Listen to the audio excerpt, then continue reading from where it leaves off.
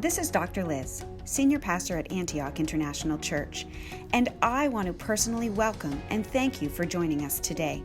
We are so glad you are here because this podcast, Dancing in the Rain Community, is designed for you. And now, here is your host, Mr. Cyril Prabhu, the founder of Proverbs 226. Good morning, podcast viewers. We are so happy that you're here listening to this podcast of Are You Dancing in the Rain? This afternoon, we're just going to pick one of the subjects that is so relevant to Proverbs 2-6, which is lack of fathers at home. The thing that we're fighting against all along is only one thing, which is to bring fathers back into the lives of these children. Over 25 million households in this country don't have fathers at home. And because of fathers not being there at home, we have prisons filled with men who grew up without fathers. We have 85% of men that are serving time in prison grew up without fathers. The fatherlessness is a number one epidemic this nation is facing. This afternoon, we're just going to look at some of the statistics that goes along with how does it affect this as a nation. If we can only bring the fathers back into the lives of these children, the crime in this nation will come down. And today we have a special guest with us who is going to be talking about how she is fighting strong in this battle. And that's why today it's going to be a mixture of us talking about, what does the fatherlessness do to this nation, and how one of these moms doing an amazing fight to just get her daughter raised up in the middle of all the odds. I'm here with a special guest today, Elaine Gayhart. And I've known Elaine and Takia for the last couple of years. We've run into each other 2 years ago, but she is an amazing person, and I'm so excited to listen to what she has to say today in our podcast. Miss Elaine? Hi, my name is Elaine. Thanks for having me. I'm born and raised in Savannah, Georgia. I'm 28 years old. I work in the medical field. I have one older sister that also had her troubles as a child and was in and out of juvenile. My parents are both very strong-willed and career-oriented. I was raised to always get up and go to work, always make money, and depend on yourself. And that's actually how I met Travis, was at work. Travis's older sister was one of my managers, and she always told me, she was like, I have somebody for you to meet. And I always no, I don't need to meet him. And I'll never forget, he actually called me one day on the way to work, and he said, I know you go to work at 4 o'clock. I was calling you before. I said, Travis, I told Teresa to tell you, don't call me. I said, I don't want to talk to you.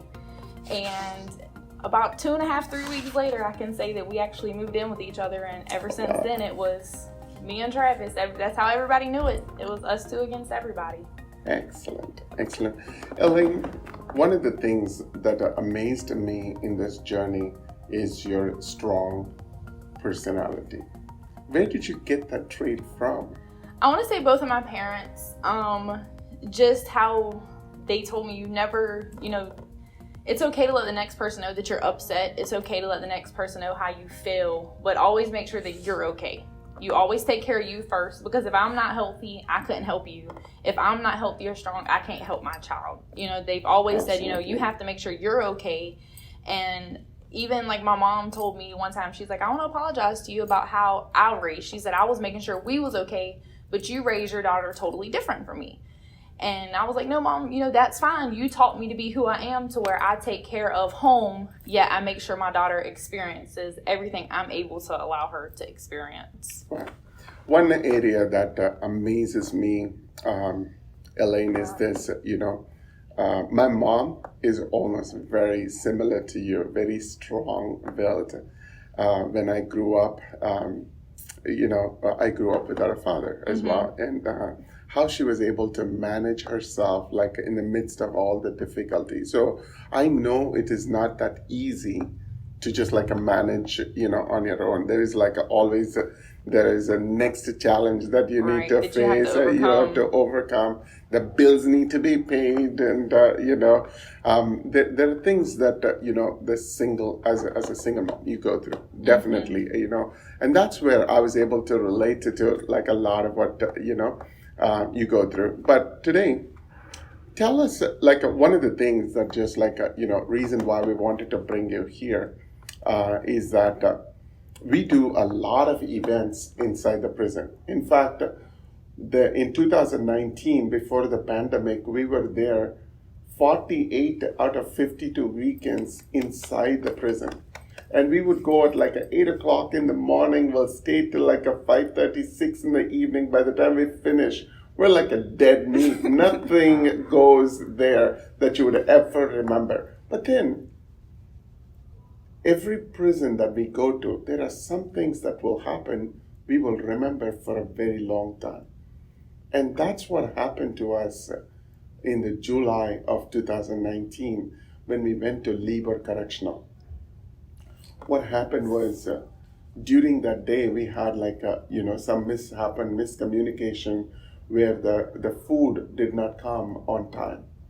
And we had nearly 4-5 hours we had to spend time inside the prison before the food could come.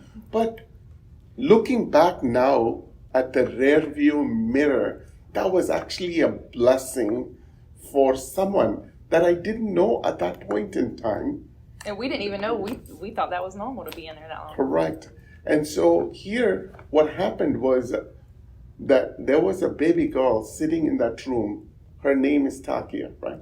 And this baby girl was seeing her dad for the first time after they've been separated. It was 4.5 years. 4.5 years.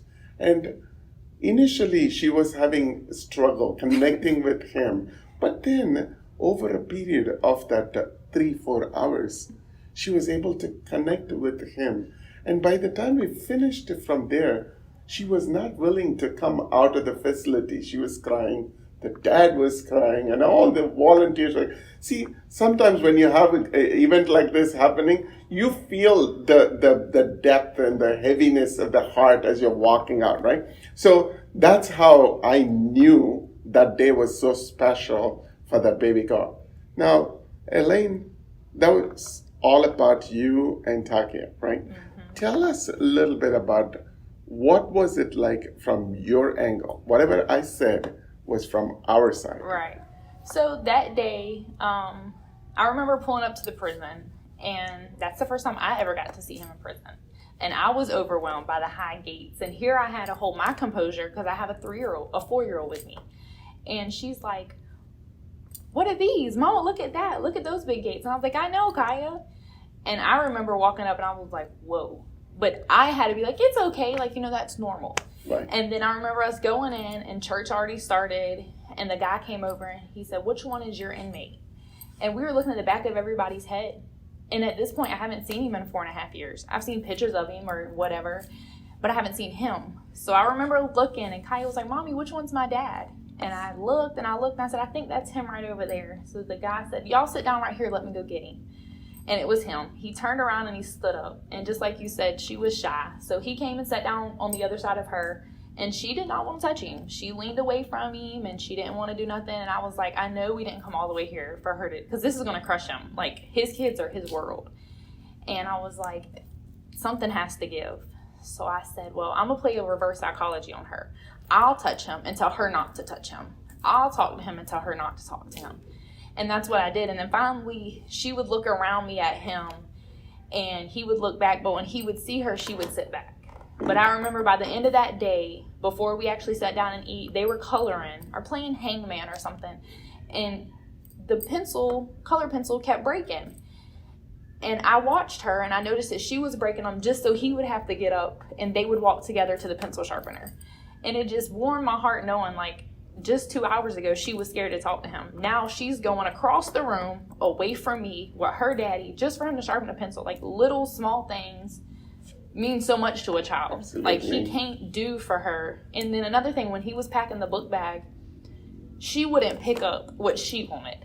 It was like multiple binders or notebooks. And he was like, well, which one do you want? He was looking at the school supply list, and she was like, you pick it for me, Daddy. You pick it. So it was like just those few hours made her feel that much more closer to him. Absolutely. I mean, the thing is, like, a lot of times we take the simple touch for granted. We take, like, being with our children for granted, being with our wife granted, being with our friends for granted. But for some of these children, just going and touching their dad or being with them is such a special event for them. It not only changes the heart of the father, but also the heart of that child, right? The Bible says, like, I will turn the hearts of the fathers towards their children and hearts of the children towards their fathers. There was a period in time between the Old and New Testament. There was nearly 400 years where God never spoke to anybody. 400 years. There was no recording of anything that happened for 400 years. That's the separation between the Old and New Testament. But the last thing that God spoke, right, was this verse, that he will turn the hearts of the fathers towards their children and hearts of the children towards their father. Less, meaning if this doesn't happen, less, I will strike this earth with a curse. The end. Old Testament is ending right there, right? My point is this, that this is a day, this is a year, this is a period in time where God is working in the hearts of these fathers, like a Travis, and the hearts of the children, like a Takia. When they come and meet, he has already ordained, he's already painted that day. He already knew that Takia is going to show up this particular day to see her dad. And that's why he was turning the heart of that father towards the daughter and heart of this daughter towards her father. It was just an amazing day.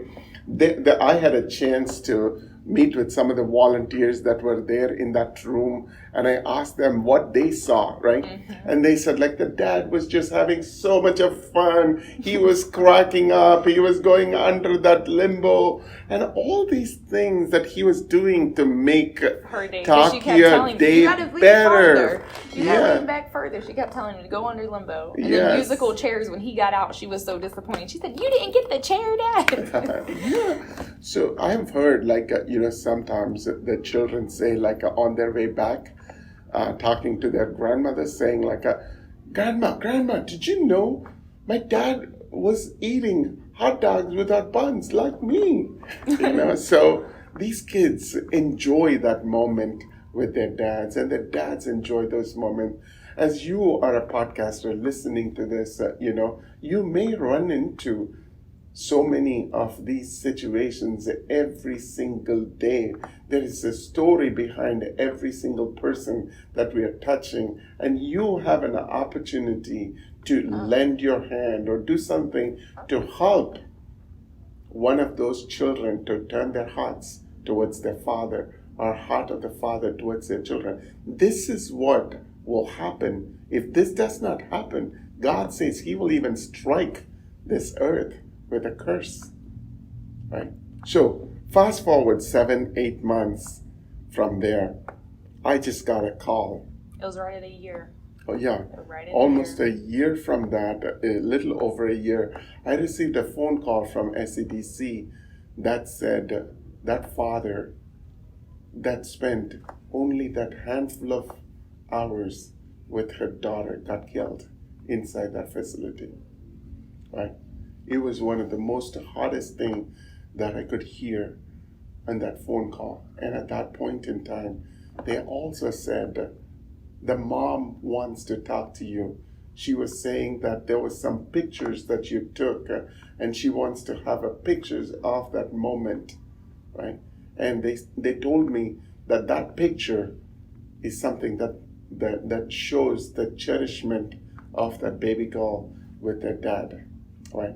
So the question to you, Elaine, I know this is like a rough, ever since that has happened to you. But what I see in you is a strength that you talked about early. What is the source of your strength? Like, if anyone else in your place, they would have broken down, they would be cribbing, they would be just like Don't get me wrong, we've had our days. Yes. We've had the days. Yes. I mean, I have broke down. Yes. I have our days where I sometimes after work, I'm just like, why? Why my family? Why my kid? Why his other kid? I came into his other daughter's life at 6 months old. And now I've seen her grow from an infant. Of course, I had mine from an infant. And now it's the question of what do we do now without him? And like I said, my little one is so strong. She's my strength sometimes. She'll come over and she'll say, Mommy, don't cry. I know, Kaya. I mean, you have to keep pushing forward. And like I've said probably a million times since I got that phone call in November, I couldn't save my inmate. I couldn't. Maybe I can save somebody else's inmate. I have to be strong for another family. Or, anybody I talk to, I always say, this is what I'm going through. This is what we experienced. This is how bad the experience was. Because if I tell enough people, somebody's going to tell somebody. It's just like telephone we played when we were a kid. My story, 10 people later might have changed 100 times. But the point of the story is somebody's life was lost in prison that day. Yeah. And it wasn't somebody, it was a father. It was my child's father. It was her sister's father. It was one of my good friends' brother. That's who introduced us. I mean, we have a family too. He has a family. And if our family can help another family, if our family, or if my story, or however you want to look at it, can be the strength for the next person. And just like you said, sometimes a handshake, there's been many times at work, people was like, hey, Lane, what's wrong with you today? I'm like, nothing. They're like, well, have a good day. I'm like, yes, thank you. And, I just have to gear against what I was thinking or feeling at that moment. Yeah. You have to stay strong. You have to continue to push because that's what he wanted. And just like they said that day, he smiled, he laughed. And I used to tell him we would be arguing. And I'd be like, why are you smiling? Like, we were just arguing 2 minutes ago. But he always put one foot in front of another. It didn't matter what it was for. He always kept pushing to the next and handling the next situation. And you have to. Right. When we hear a story like this, it is always very heart-wrenching to us.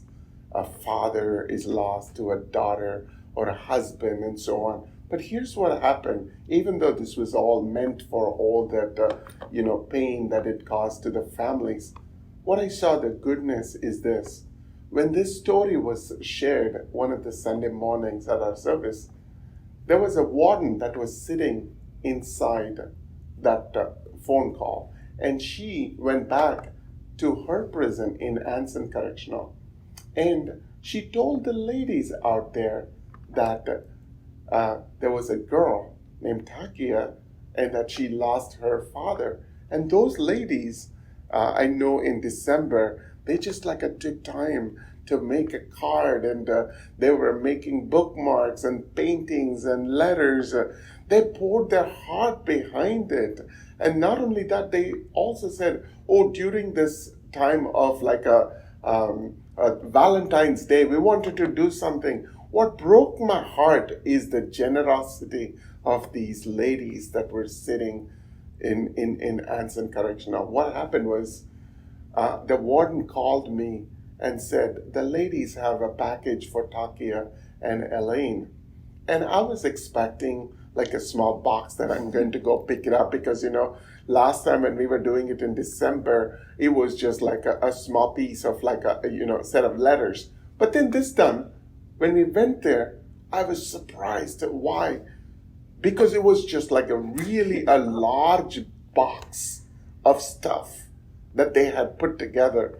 And what broke my heart even more is that when I opened that package, I saw food. Mm-hmm. And I saw soap. Some of these ladies have put soap inside.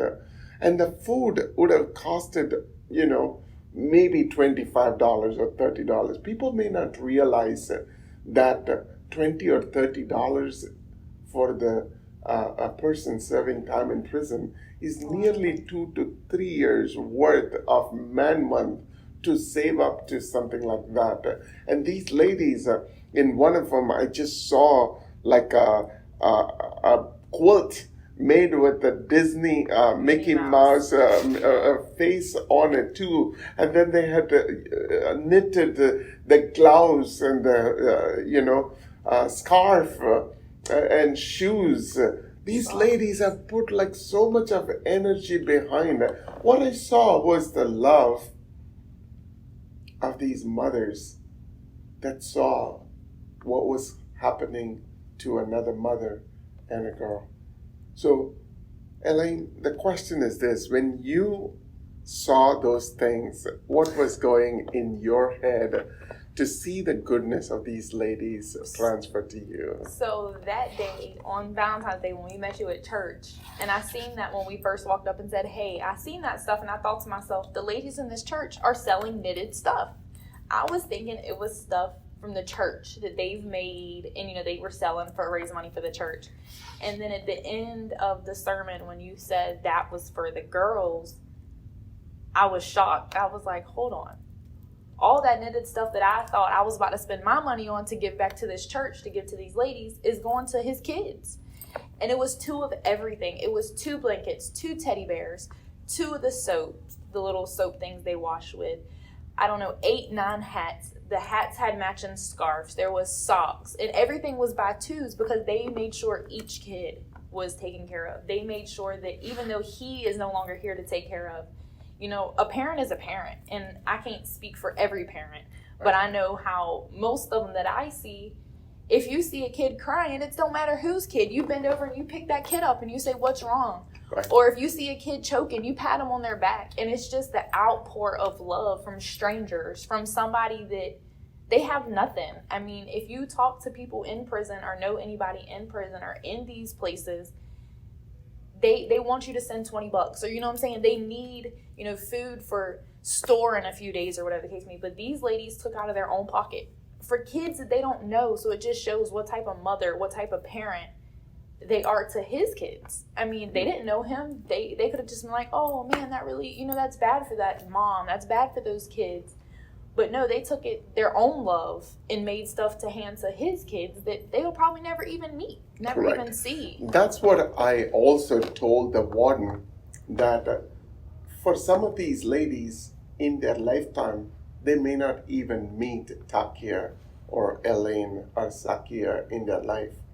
Only when they get to heaven, they'll get a chance to see each other, right? And the point also is that these ladies have poured their heart and soul behind this. This may look very small from the worldly perspective, but it is not from the place from where it came from.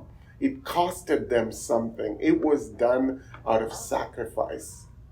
The love that was done out of sacrifice. That's what I saw with those mothers. That's the goodness. So sometimes when bad things happen, it doesn't matter that, I'm sure it does affect the person, it does affect the people. But what is more important is that we can be wallowing over the sadness, or we can do something about it.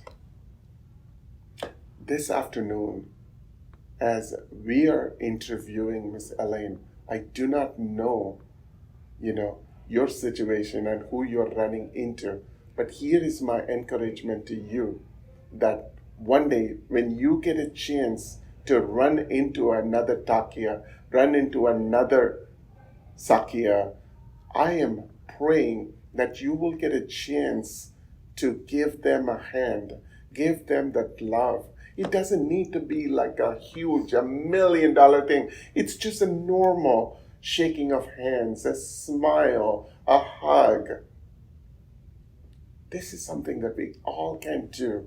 This is something that can spread the love of what we talk about in the church, what we talk about in the Bible. The Bible doesn't stay inside the 4 walls. The church doesn't mean there is a 4 walls that we should contain. This is outside the church. That's where the word of God becomes effective. That love that the Bible talks about has to be shown in real life to real people who are needing that today. There's so many of them that are out there.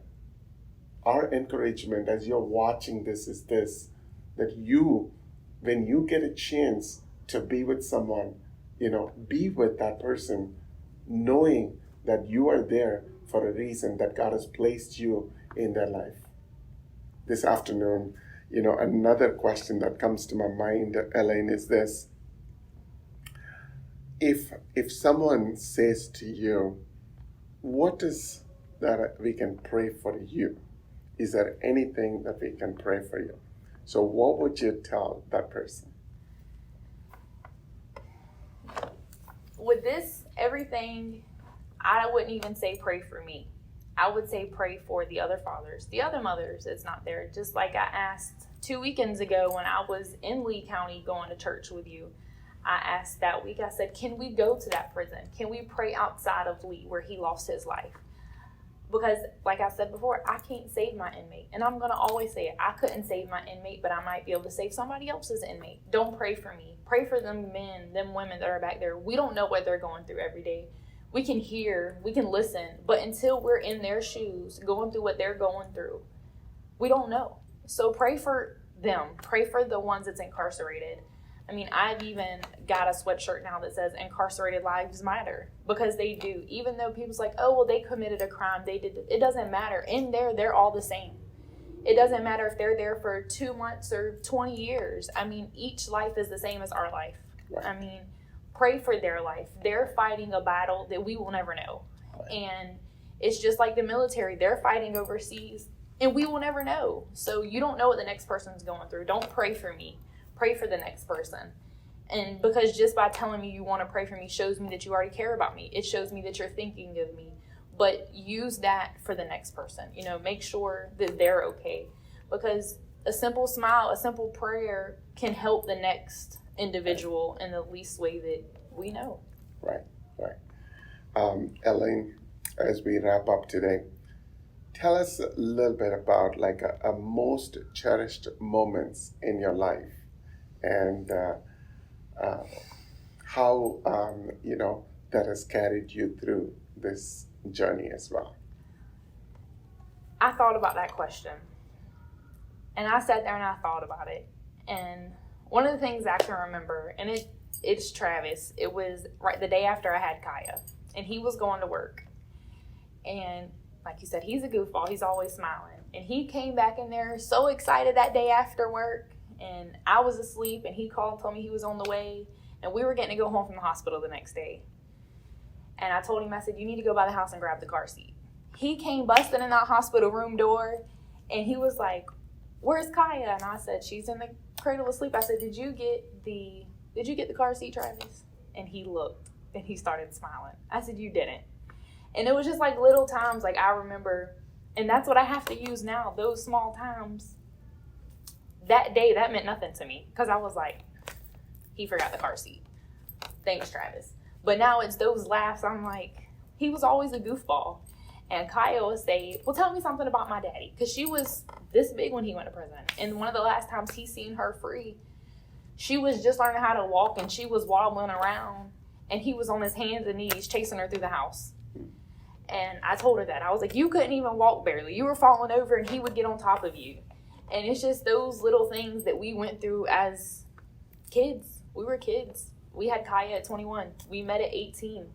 And it's so many things that we did that I have to hold on to now. Pictures. I mean, I look back at pictures that we took at my baby shower. And there's a picture, and there's the yarn game you play at the baby shower where you see how big the person's stomach is. He knew it perfect. He cut that string and literally stopped right in front of me. And it's just those little things, like he paid attention to small detail nobody ever knew. And that's what I have to hold on to now, because that's all I have left. Yes. I mean, it's the small moments that we did share with each other. Thanks to y'all that day. She may not be 25 and be able to remember when she was 4 and 5, but we have pictures now that, yeah, he was in his inmate outfit, but hey, they have pictures together that she's never had since she was yay tall. So we have to hold on and cherish the moments that we did have in life as a family, as, you know, him being a dad to her, for us to continue. I have this 7-year-old and his 10-year-old. We have a lot of years left. Yes. And I tell her mom, and I'm like, hey, we're all they have now. They have 2 moms now. And Kaya actually told a lady the other day, she said, I have 2 moms. And the lady looked at me and she said, Kaya told me she had 2 moms. I was like, it's the sister's mom. It's the sister's mom. Right. And it's just like the funny things that, you know, we have to pull together at this point, really, and remember and cherish the times that we did have. Right.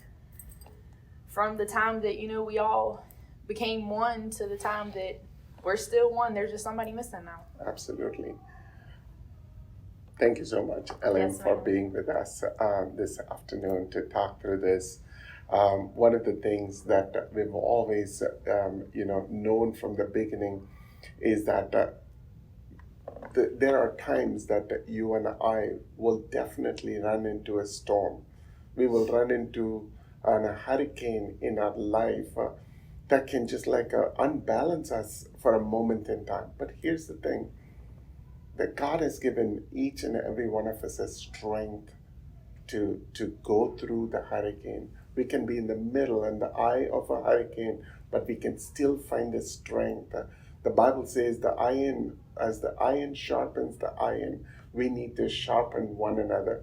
My prayer as you are watching this podcast is this, that no matter what happens in your life, we heard Miss Elaine talk about her life and how she is handling, how she's holding on to the source, that she could just energize herself, find her strength from day to day. Our hope and prayer is that these messages and these podcasts will be an inspirational for you, that you will hold on to the things that you want to, that will give you the strength and energy. A lot of times we may not even know how to dance when those phone calls come that says you have been diagnosed with cancer, or you lost your husband and you lost your mother. There are times that we don't even have a control over the message that we receive. But here is the thing, that you and I have that source of energy, not from the message that we received, but in each other. We can strengthen each other, we can sharpen each other, and we can be with each other. My prayer also is that as we continue to work on these podcasts, that you will find your strength. Keep watching. We'll come back. Thank you so much.